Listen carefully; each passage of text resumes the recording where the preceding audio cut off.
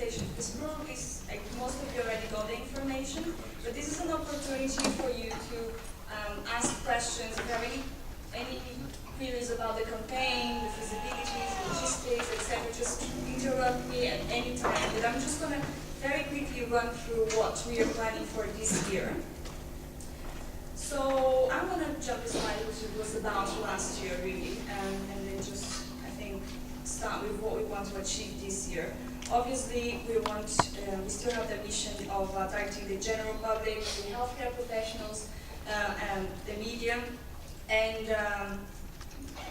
the theme that we're going to go with is Know It, Confront It. This is hepatitis.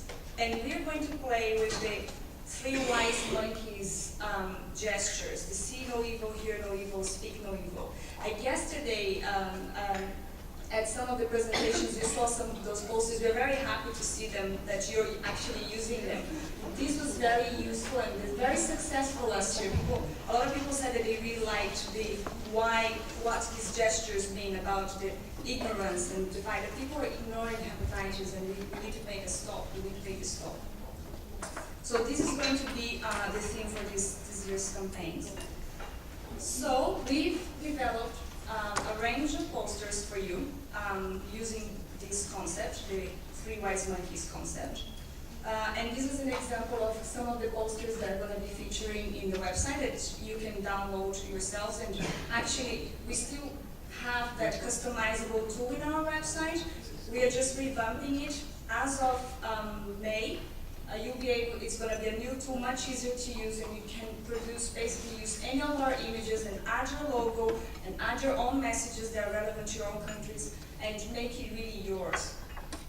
These are some of other posters for this year. As you can see, still playing on the this is hepatitis, know it, confront it, and the see no evil, hear no evil, and speak no evil gestures. And here's another element that we chose to feature in this year's campaign as well, with the Know It, Confront It, with the sense of we wanted to use children to show that time is running out, and also because they do obviously from experience, children work. You show children and show images of cute babies, and all of a sudden you start attracting attention from a lot of bodies, especially the international and supranational ones. So we thought, let's take advantage of this and let's find an angle that will work for our message. So we chose that time is running out, let's act now and protect the new generation. Alright, so about the campaigns.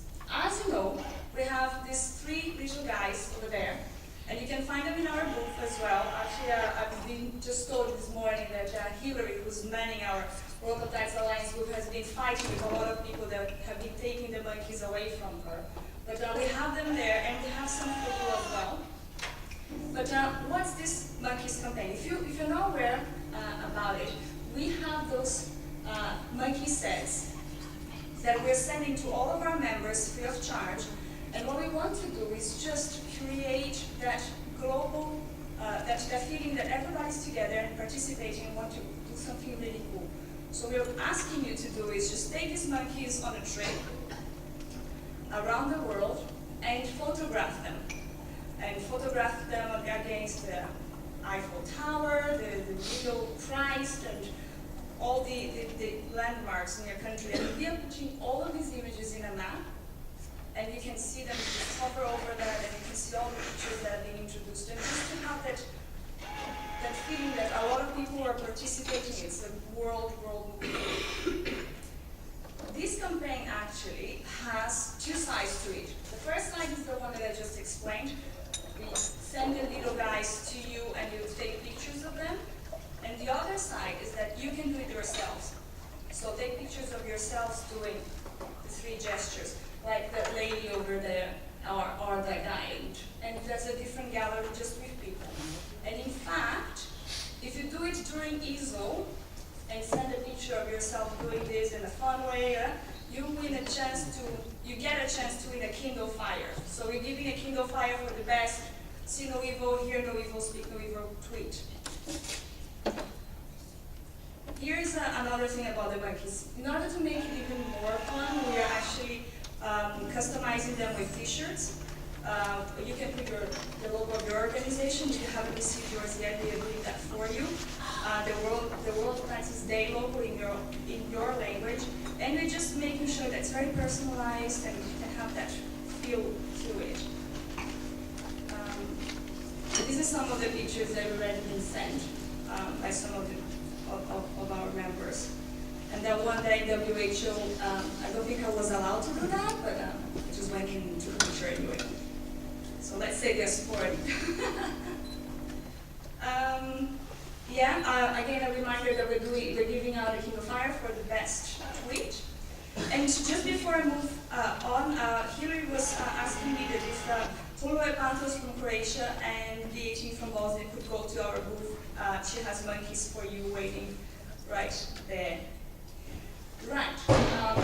The next element of the campaign, still keeping that different tone and a more fun tone to it, is the Guinness World Record.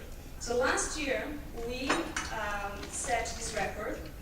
We had immense participation from everybody. It was very successful. We're very pleased with that. The record was the most people performing See No Evil, Hear No Evil, and Speak No Evil in 24 hours.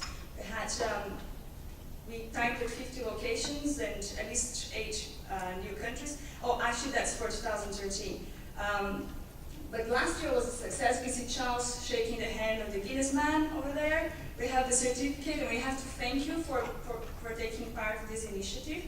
It's not difficult to take part. We think it's a very good opportunity to get involved with your community and get people together. You just need to perform the 3 Hear No Evil, See No Evil, and Speak No Evil gesture and take that picture and send it to us. So we really encourage you to participate. We're also doing an SMS campaign this year, but this is targeting a little bit more the African countries, because we've heard that from experience of last year as well, that's the best way to reach the general population there. The reason I'm saying that to you is that we already have some good experience with this now. So if you would want to do something in your countries with SMS, we may be able to help you and tell you how we did it last year with the countries in Africa in terms of approaching the network operators and starting that dialogue. Obviously, we always produce toolkits, so we have a World Hepatitis toolkits full of ideas and suggestions about events that happened in the past that you may want to, if you're not feeling creative, walk up and thinking, oh, what can I do? So you have from very simple events, distributing leaflets, to bigger events and creating maybe a press conference, etc. So you have good examples in there. We have a working with the media toolkit, organizing events, online and social media, but I'll leave that for Seb because he's here and later he's going to be talking about social media to you, so he's going to be a walking and talking toolkit, so that's going to be more fun. We have working with businesses, maybe finding some support, some local support for you. For instance, not only relying on, obviously I understand, and we rely on pharmaceutical companies, but as an example, for the monkeys, we got support from the mail. So we asked them, we have to be sending a lot of monkeys out, would you like to support this campaign? So maybe you can talk to some printers or so other businesses that may be willing to help you and to get these things for free. So just an idea. And obviously reaching audiences through SMS. So these are the main focuses of our campaign. And this is my last slide, really. As I said, this is going to be a very, very short presentation.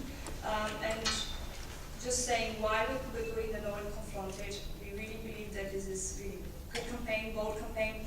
And we are trying, as you can see, while we stick with the messaging of this is a very serious disease and serious issue, we are trying to do more fun things, to try also to grab other people, so the general public. What we want is people to recognize the cause and we want to be part of the cause. Because so up to today, we would say that there's a lot of interest, but a lot of interest coming from patient groups, of hepatologists, so people that are already interested in hepatitis. What we want to do is break the niche, expand that, and get the general public talking about it. And obviously, reduce stigma stigma, create awareness, etc. So this is where I kind of asked you all to, if that's okay with you, Margie, to do the 3 wise monkeys gestures, because maybe it would be nice to have a picture of the ELPA team doing it, and we can put it up. Or do you think this is too prescriptive and everybody, maybe I should give the ladies the chance to put some lipstick on maybe first? Yeah, and we can put that later, I don't mind, but it'd be very nice to get ELPA and the ELPA members doing it, and we can put it up. It's a very good idea, and I wanted to invite everyone to spend 5 more minutes after the end of the meeting. We're going to stand in front of here, and you can do the monkeys, you can do something else, you can monkey around as much as you can, and we'll make a group photo which we can put on the website, because we have all of the new members, and I would like to have all of you on our website smiling and monkeying. I want to show to the world that we are united, that there are many of us, and that we're still having fun while working. So if you don't mind, and if you have the time, if you're not asleep and starving, we can spend 5 minutes to take a shot. Is that okay? Yeah, that would be great, yeah. Because I think it would be very good if you go behind this. But any questions about the campaign at all? About the monkeys, about logistics, about the Guinness World Record? About the Kindle Fire? About the Kindle Fire. You know, I can get you too. 10 euros. Anyone wants to buy my opinion. No questions? I have a question. So you said that the toolkit will be available on the World Hepatitis Alliance website. So each and every country would be able to just adapt in their own language slogan. Is this how it works? All right. So as of next month, oh, actually we're in the end of April. So next week's the customizable tool is there. So you'll be able to get all the posters will be there, and you can actually just put your logo, add your logo to the poster, add a message in your own language, and just create whatever you want. What we want, we don't want just to send you posters and say you have to use them. What we want to do is to offer you the images. You might actually say, look, that baby doesn't look like a Romanian baby, or Bulgarian baby, or it doesn't look Asian. I want a baby that represents my country. So you may want to choose the images as well. So this is for you to adapt and make sure that it's relevant to your country. And in the next week you'll be able to do that. Just access our website. You have all the materials, all the logos, everything in there for you. That would be next week? End of next week, if I'm not mistaken. But we're going to be sending you all a note to say that the website is live. It should be very, very soon. Hi, Christina from ELPA. Question from Manuela. Considering that this year it will be on a Sunday, the 28th, is it okay to maybe do, if for this reason there are some problems in a specific country, to do it 1, 2, 3 days ahead or behind? So is there flexibility from this point of view? Or? For the Guinness, not so much. Unfortunately, they're very strict. But for your own events, why not? If you think, for instance, I was talking to WHO, and because it's on a Sunday, they think that if they're going to attract more media, they need to do a media statement or issue a media statement 2 days before. So they're thinking about doing something on the Thursday or Friday. So that's absolutely fine. But if you want to participate in the Guinness, unfortunately they have that 24-hour rule, like last year. Otherwise, because they want all the countries doing it within the 24-hour. But we're going to send you more information about it. But if you really, really cannot do it, look, there's no way. We still really welcome you to do it. And get the community involved and send the pictures to us. And we're going to put your pictures up. It's not going to count towards the Guinness achievement, but we still encourage you to do it because it's a fun activity and people like doing that. So why not?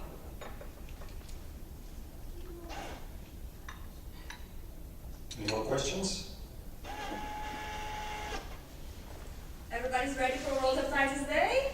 Well, so we understood that everyone can use all the posters, and we can translate them into all the languages. We can use all the images that we want to, and we encourage you to brand all of your activities. If you have roundtables, if you have screenings, We'll talk about this a little bit later when we come to what is going on in some of the countries that ELPA is helping to organize some events in several countries in Europe. We encourage all of our members to use the posters. If you're planning some screenings for WHD, if you're using mobile units, you can use the posters to brand the units. So you use like a poster for your organization, of course, and then you'll select one of the WHA with the monkeys or with the babies or baby monkeys, whatever you want to.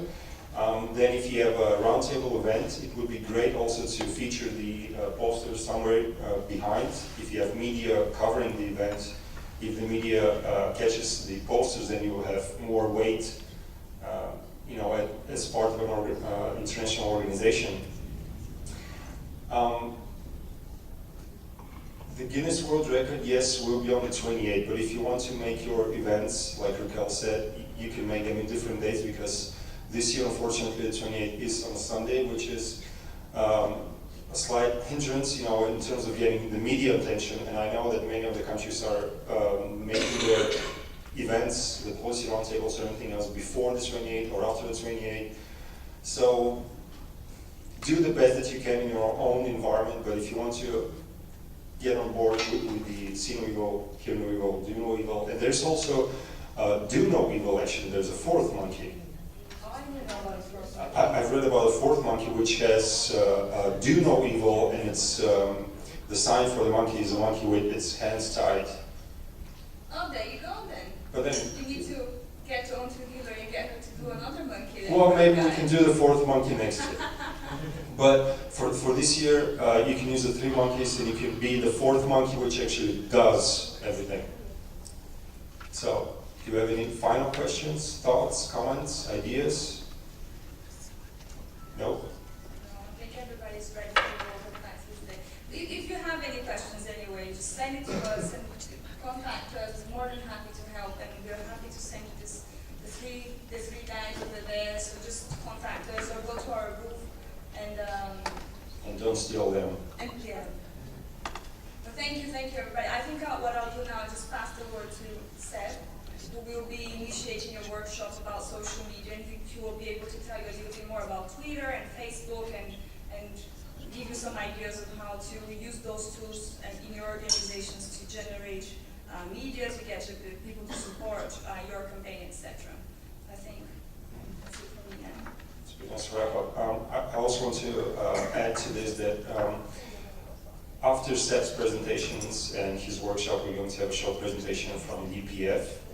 But I want to make sure that, today we'll try to wrap up till about 4 o'clock, 4:30 at max. Is everyone okay with this? Sure? You say sure? Okay, so we speak for everyone because you're at the front. Everyone's happy. So, Seb, you're welcome.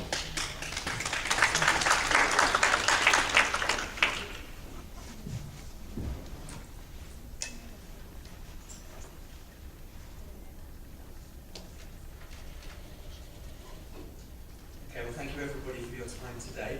My name's Seb. I come from an agency, a communications agency in the UK called Red Door Communications. We're based in London.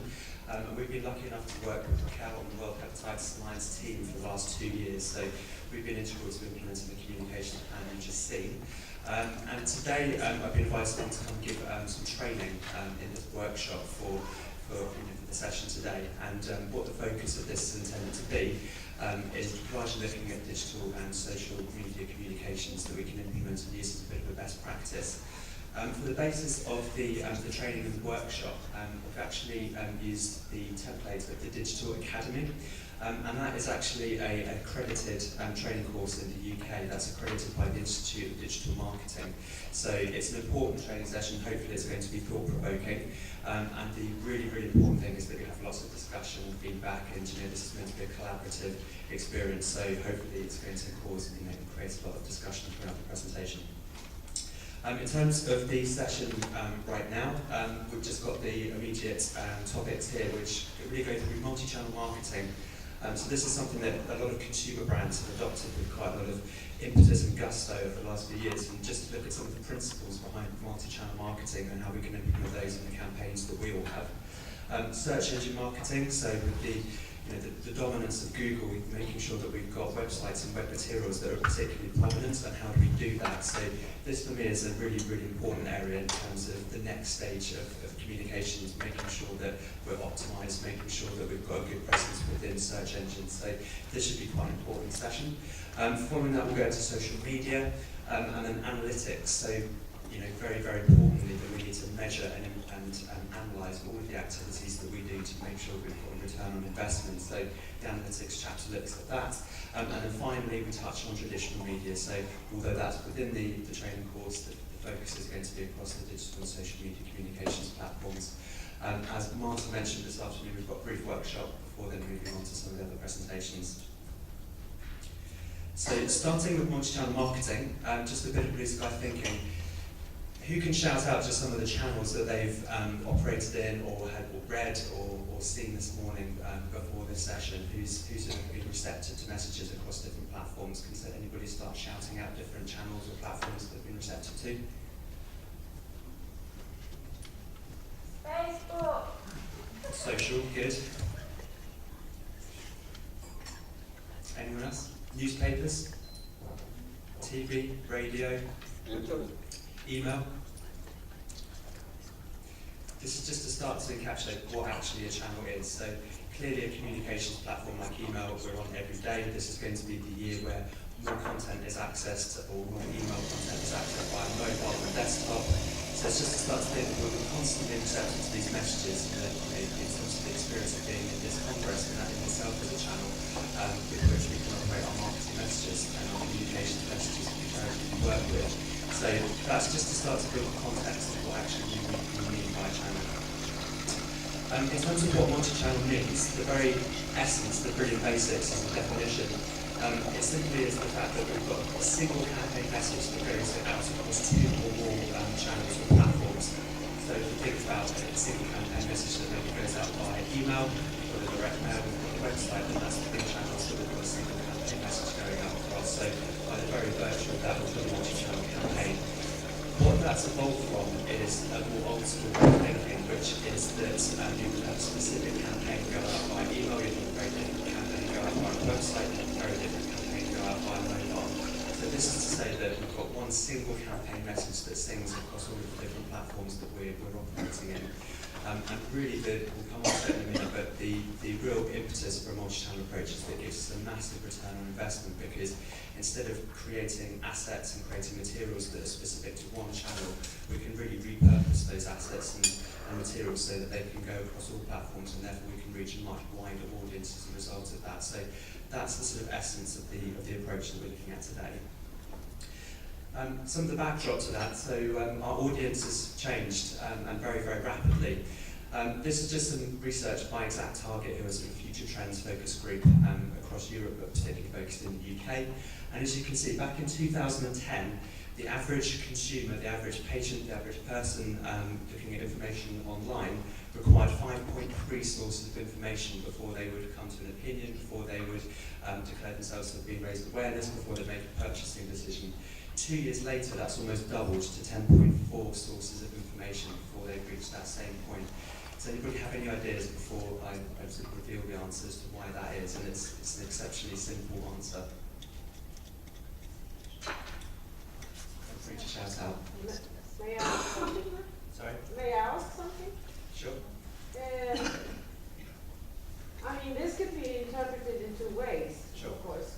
Because it's not sure that 10.4% have a righter answer or a better answer than the first. It can be both ways. I mean, it can be that you see a lot and therefore decide later Yes. with more knowledge. But it can also be that the knowledge you have is more split or more confusing or more. I mean, what can we do with these figures? How do you interpret them? Well, this has been done through research of looking at people's behaviour, predominantly online, so there's an online bias. But it looks at the sort of numbers of websites, the numbers of sources of information that they've actually gone to before they've actually reached a decision or opinion, or even proceeded to make a purchase from a sort of brand's perspective. But what the essence of the point is is that actually people now have so much more data, so much more information at their fingertips. So we look at the prevalence of the smartphone that's been disseminated. Everybody's now on iPhone 5 or iPhone 4, iPhone 3's largely dropped off. We've got this wealth of data. We're absolutely, sinking in a sea of data. And what that really shows is that the multi-channel approach is absolutely vital, because the more channels that we can have that touch the 10.4 sources of information that people now tend to see and be receptive to before they make a decision, the more likely we are to actually influence them in the content that we're trying to put across. So gone are the days where we can rely on one single campaign message going out across one channel, because patients, consumers, our audiences are looking at a vast array of different channels before they actually have the sort of gusto to actually have that opinion and that informed opinion. But if it goes on, it could be that nobody can ever take a decision. Because if it goes on and on and on, if we continue that line, at the end it would take you 2 years to make a decision. Before that, you're done. Yeah, I mean, that's also to do with the immediacy of the technology. So, because we're operating or increasingly operating on 4G or 3G, you can very, very quickly look at multiple sources of information, and things like social media are very important. So you think about a website like TripAdvisor, where you've got lots of comments about, hotels, travel, destinations, etc. That it really reaffirms your opinion. So you're not just going to look at a hotel website, you're going to check them out on TripAdvisor as well before you make that decision. So if you've got information, if you've got influencers who might be advocates who are feeding back positively on TripAdvisor whilst you've got your advertising content, then that's a real strong multi-channel approach, which is kind of the point behind the sort of chapter of information. The media revolution, just to add a little bit more, if we've got a question. Yes, I have a question. You have to realize that not everybody speaks English very fluently, so maybe you can slow down. Sure. Thank you. It's a good comment. Good comment. And maybe... Where do you come from? Maybe again I have to remind everyone that if you have troubles understanding anything, what's 2G, 3G, multi-channel, one channel, blah, blah, blah, just please raise your hand. Absolutely. The next series of slides really show the proliferation of the different channels over the last couple of decades. So looking back at 1990, we had some very traditional means of communications. We had TV, radio, print and display advertising, so we're all very familiar with those channels.